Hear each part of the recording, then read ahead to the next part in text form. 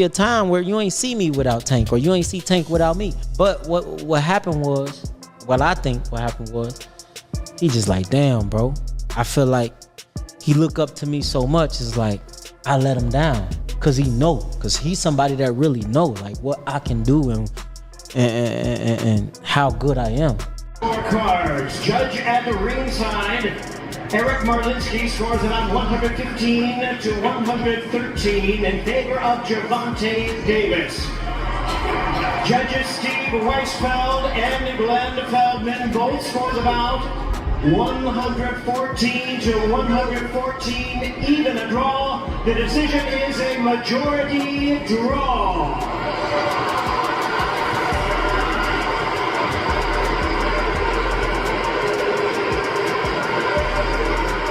I know this from experience, so honestly, I think he lost the fight. Tank, you lost that fight. The only reason they gave you the win was because you'd make more money as a champion. There's no way it was a draw. When a top fighter meets his match in the ring, they often get desperate. We saw this when Mike Tyson bit Holyfield's ear, and now we're seeing it with Tank. Right now, me and Tank, like, it's weird because he loved me to death. He know I love him to death, but we don't talk every day how we used to, nigga. TerenceCrawford has sparked even more controversy with his take on GervontaDavis's fight, criticizing the officiating and questioning the outcome. Appearing on The Big Podcast with Shaq, Crawford didn't hold back. He stated that Davis taking a knee should have been ruled a knockdown. He emphasized that any fighter who voluntarily kneels should be counted, and he questioned why the referee stopped mid-count, suggesting possible favoritism.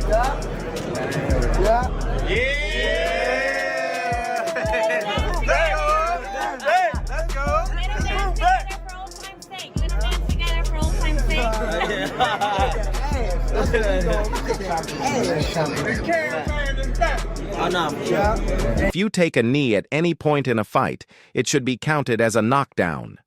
I'm not sure if Davis had grease in his eye or what, but he took a knee, and that should have been called. Beyond the knockdown debate, Crawford made an even bolder claim. He believed Roach deserved the victory outright. He pointed out that Roach was the busier and more aggressive fighter, landing more shots, while Davis was too inactive in key rounds. While Crawford acknowledged Davis's control in the middle rounds, Too much on paper, but shit, I damn sure thought I had it. Especially when they announced the score for him, I was like, oh, they gonna give me a split decision. Malignaggi also didn't hold back, calling GervontaDavis a protected fighter and criticizing the fight as just another manufactured moment in boxing. He claimed that Davis has been carefully guided, avoiding real challenges while being hyped as an unstoppable force. According to Malignaggi, the referee's decision to halt the count exposed clear favoritism, proving that Davis gets special treatment. He went even further, saying that any fan still defending Davis after this is blindly supporting a fighter who hasn't truly earned his status.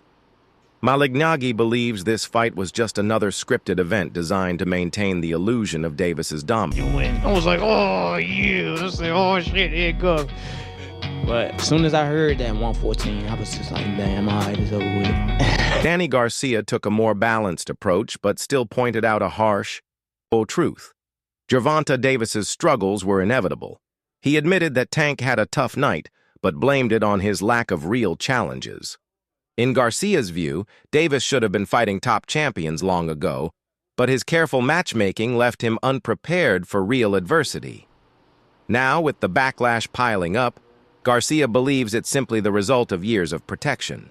Fans are frustrated because Davis has avoided true tests like Devin Haney and Shakur Stevenson.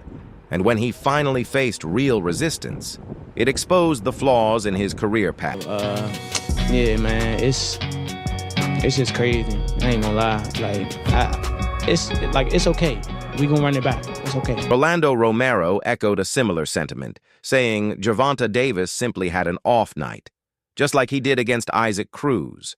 According to Romero, every fighter has tough nights, but when you're a star like Tank, the criticism is always louder.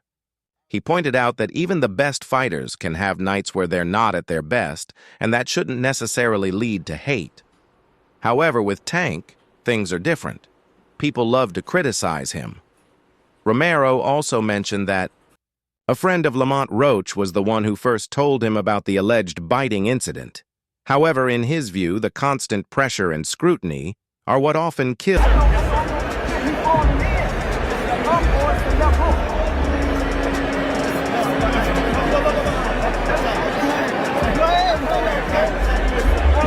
You think about what happened in the 9th round. How frustrated are you that that wasn't counted as a knockdown? Man. For years, the word protected has followed GervontaDavis like a dark cloud. Ever since he aligned with Floyd Mayweather, many in the boxing world have questioned whether he was truly being tested or just carefully managed to keep his undefeated record intact. His opponents were often hand-picked, fights were controlled on his terms, and the biggest names in his division were consistently avoided. Now, after this controversial draw with Lamont Roach, the doubts surrounding his career are louder than ever. The myth of Tank's invincibility has taken a serious hit, and for the first time, the world is seeing what happens when he's not in control. In fact, Canelo took this criticism even further, suggesting that Tank's behavior... Honestly, I thought I should have won without that being counted a knockdown. Look, I ain't the ref. I ain't really, you know what I'm saying? Like, if he had to... Boxing fans and professionals have long criticized GervontaDavis for avoiding real challenges. While fighters like Devin Haney, Shakur Stevenson, and Teofimo Lopez have stepped into dangerous fights, Tank has stayed in his comfort zone. He built his reputation with flashy knockouts, but mostly against opponents who posed little threat. The moment he struggled against Isaac Cruz, the protected label started to stick, and now, with Lamont Roach exposing even more flaws, that reputation is harder to shake than ever. Interview. Roach did something few expected. He had the white shirt out his eye, but the rules do state if you voluntarily take a knee, then that's an automatic 8 count. But it is what it is. I wasn't relying on that. I was relying on what I was doing in there. I think I was taking control. I think I was landing more shots. I think I was landing more power shots. And I thought I was doing my thing. So I'm not really that frustrated. When asked about a rematch, Tank wasn't his usual self. He wasn't demanding to run it back, brushing off Roach as an easy fight or promising to correct the mistake. Instead, he hesitated. That hesitation is exactly why fans and critics are questioning him more than ever. If Tank truly believed he won, why not shut down the doubters with a rematch? If he thought Roach was no match for him, why not erase the controversy in dominant fashion? The fact that Tank didn't immediately embrace the idea of a rematch only... But if that was kind of a knockdown, I would win a majority decision. Yeah, Lamont, this is Matt from Brunch Boxing. What explanation, if any, were you given about why that particular sequence was not properly called a knock? But the rematch is unavoidable. The backlash, scrutiny, and questions about his legitimacy have made sure of that. If Tank refuses, he confirms every criticism about his career, that he's been protected, that he avoids real risks, and that he was never as good as he claimed. If he accepts, he steps into the ring knowing that Roach has already hurt him once, and this time, the pressure will be higher than ever. Tank's greatest fear isn't just losing, it's becoming a meme, the punchline of a viral moment. And I don't know, did y'all see me in the ring tell him to keep counting? he started counting. I was like, why you stop? Like, keep counting. But I honestly don't know. I don't know. But from Roach! And there's a left uppercut that lands for Roach. Davis digs to the body. Oh, and that right, but Davis took off some of the steam of the punch, but still, Roach leaning with Crawford. He took a knee. He took a knee. You take a knee like that, that looks like a knockdown. All right? Back up. That's a generous call from him. Did he not take a knee? Take the mouthpiece. Come on. That's right there. Oh, here comes Aaron Boots Ennis sees the backlash against GervontaDavis as nothing more than hate. He believes people have always been looking for a reason to tear Tank down, and this fight just gave them more fuel. According to Ennis, the criticism isn't really about boxing, it's about personal dislike. With Lamont Roach's corner, Adding to the chaos by throwing out lawsuits, making allegations, and even claiming Tank tried to bite his ear, the negativity has only intensified. Every controversy, every accusation, and every questionable moment is now being used to paint Tank as the villain, making it even easier for critics to attack him. Teofimo Lopez has never been shy about calling out GervontaDavis, and after watching Tank struggle against Lamont Roach, he's more convinced than ever that Tank isn't as talented as people think. To Teofimo, the fight exposed Tank's limits. Forget the ear-biting allegations. The real story was how much Tank struggled. He wasn't in control, wasn't dominant, and at times looked lost. If Roach could give him that much trouble, Teofimo believes there's no way Tank survives against Shakur Stevenson. In his eyes, Shakur would pick Tank apart with ease, proving once and for all that he has been overrated. Of course, Tank's camp doesn't see it that way. Coach Kenny Ellis fired back at Teofimo, saying he wouldn't survive a fight with Tank because they've...